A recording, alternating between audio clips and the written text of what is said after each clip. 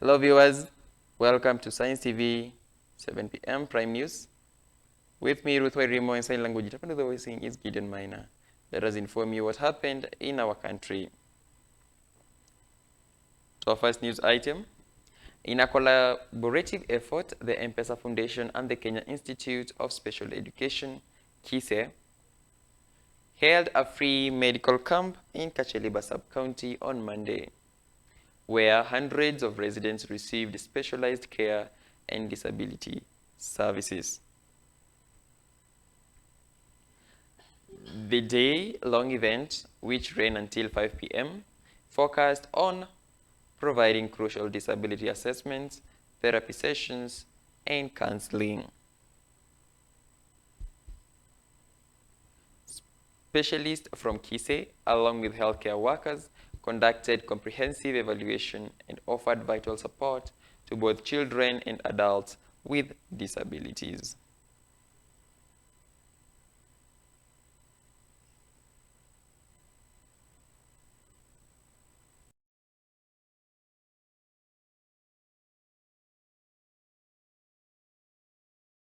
Another news, President William Ruto on Monday witnessed the signing of a pivotal agreement aimed at establishing a state-of-the-art auto parts industrial park in Kenya, a project expected to significantly boost the country's automotive sector.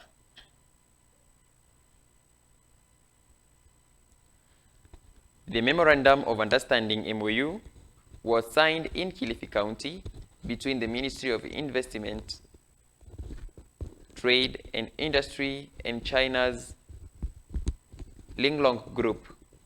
The deal paves the way for the Chinese firm to set up advanced manufacturing facilities in the country.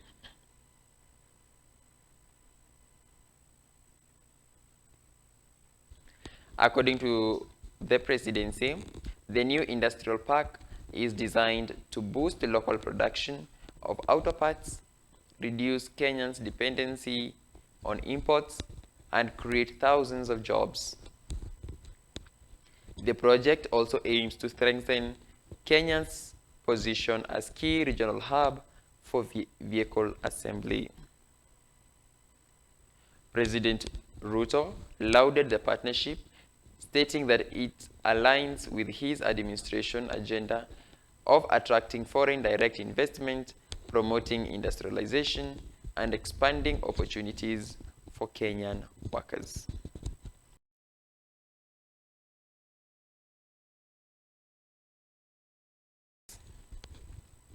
Health Cabinet Secretary Aden Duale has vowed to proceed with reforms in the healthcare sector, asserting that he will fight cartels to clean up the industry. Speaking in Vihiga, CS Duale announced that he was forwarded the names of healthcare facilities allegedly involved in acquiring millions of shillings fraudulently to the Directorate of Criminal Investigation (DCI) for investigation. The Cabinet Secretary also addressed the issue of unpaid claims that the Social Health Authority (SHA). He stated that all facilities owned money would receive their payment once a verification process is completed and required documents are processed. According to Duale, SHA claims totaling 3 billion Kenya shillings are currently being reevaluated because of missing documents, and an additional of 2.1 billion Kenya shillings is under surveillance for further investigations. To make sure the structure and the architecture of universal healthcare is to make sure no Kenyan is left behind. No Kenyan is denied access to health because of his financial inability. Processing claims between today, Monday, and Wednesday, and so facilities and providers should be ready and expectant of payment of their claims. Now, as we do this, we also do have funds available, and particularly for Vihiga County, that has a high burden of teenage pregnancies. We would want our our community health promoters, our nurses at the ANC service, our facility in charges, to really put effort in ensuring that our teenage mothers are registered. Looked at the numbers, we have shared the challenges, not only on SHA, but the whole healthcare indicators, from maternal mortality rate to neonatal, to all that. We must make sure as the Ministry of Health, working with the county government of Vihiga,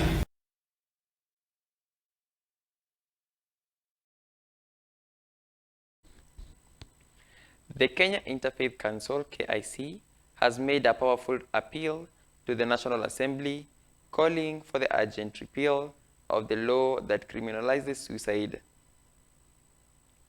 The religious body argues that this legislative change is a crucial step towards addressing the nation's growing mental health crisis. In a statement, the KIC emphasized that treating suicide as a criminal offense is counterproductive. Instead of providing support, the current law punishes individuals who are already in extreme distress. The Council believes that decriminalizing suicide will encourage those struggling with mental health issues to seek help without fear of legal repercussions.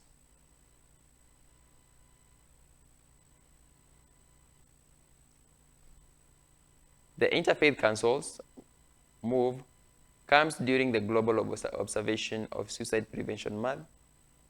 This action coincides with growing calls from mental health advocates and human rights organizations to reform Kenya's mental health policy.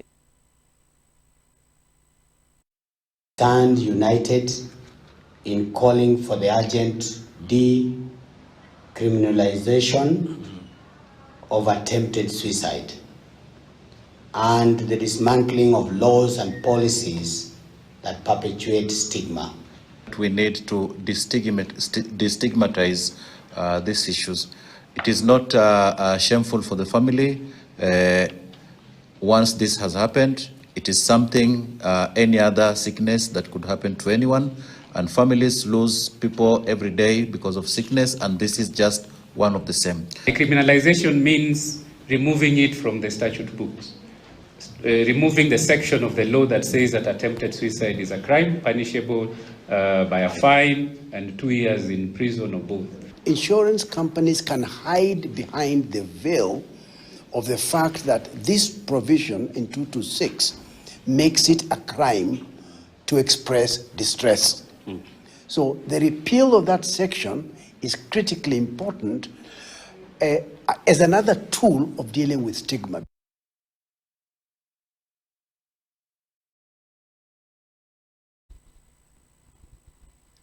The second phase of registration for the Mukuru Affordable Housing Project is underway, targeting 2,000 residents from informal settlement in Nairobi, South B area.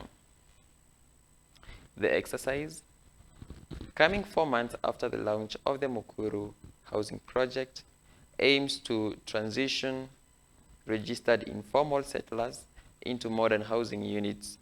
According to officials, this phase is specifically focused on individuals who have been already enumerated through a previous door-to-door process.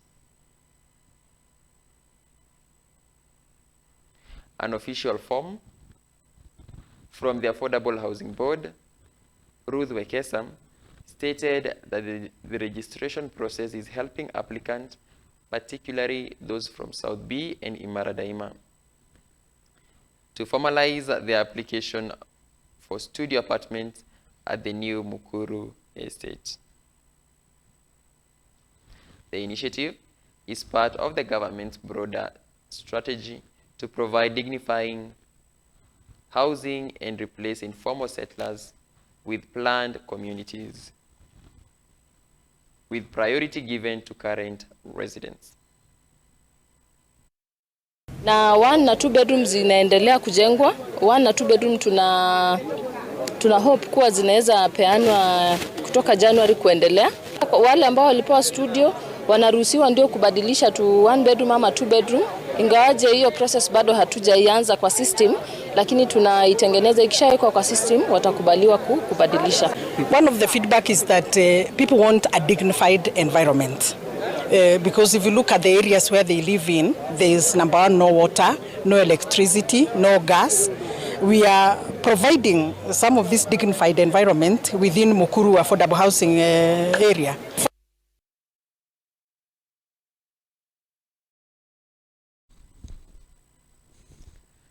A National Assembly Committee on Tuesday met with Inspector General of Police Douglas Kanja and officials from the National Police Service, NPSC, to address long-standing dispute over their roles and responsibilities.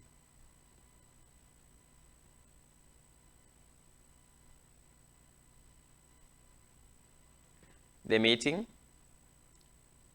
comes amid accusation that the IG has been ignoring parliamentary summons and has failed to hand over the police payroll to the NPSC as mandated by the Constitution.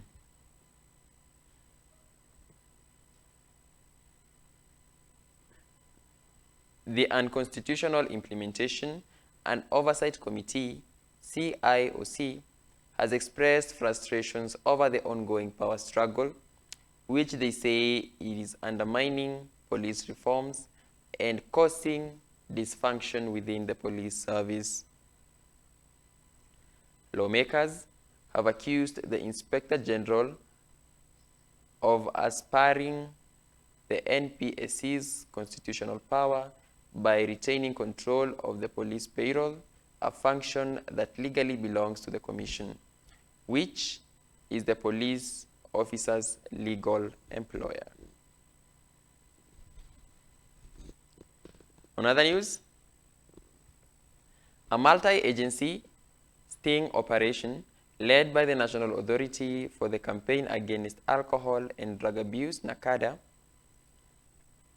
has dismantled a notorious drug and illicit alcohol ring in Siaya town, leading to one arrest and the recovery of a large charge of narcotics and contraband. The raid, conducted near a primary school, comes amid a nationwide crackdown on substance abuse. The operation, led by NACADA's Deputy Director for Corporate Communications, Simon Mwangi, was launched following the public outcry. The raid targeted a drug ring operating in Mahiga village, Nyandiwa sublocation, just across the fence from Awelo Primary School. Mwangi expressed shock that a drug operation of this scale has been set up so close to a school.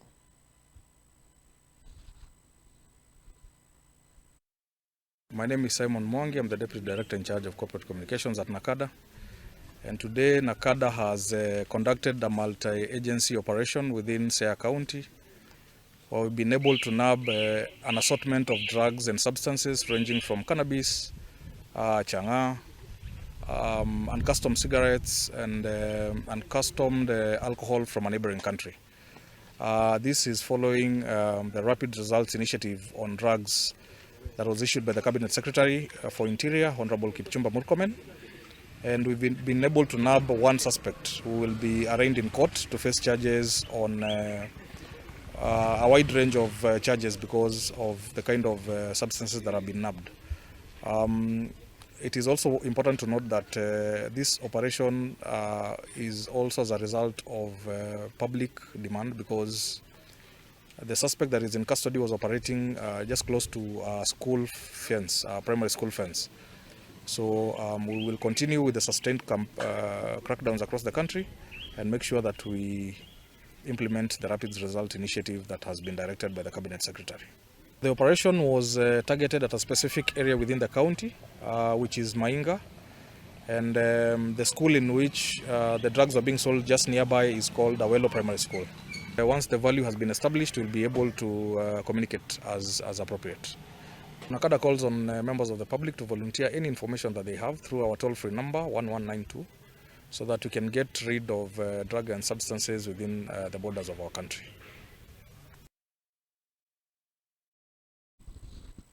Now we'll take a short commercial break and then we'll be back with sports news with me, Ruth Werimo.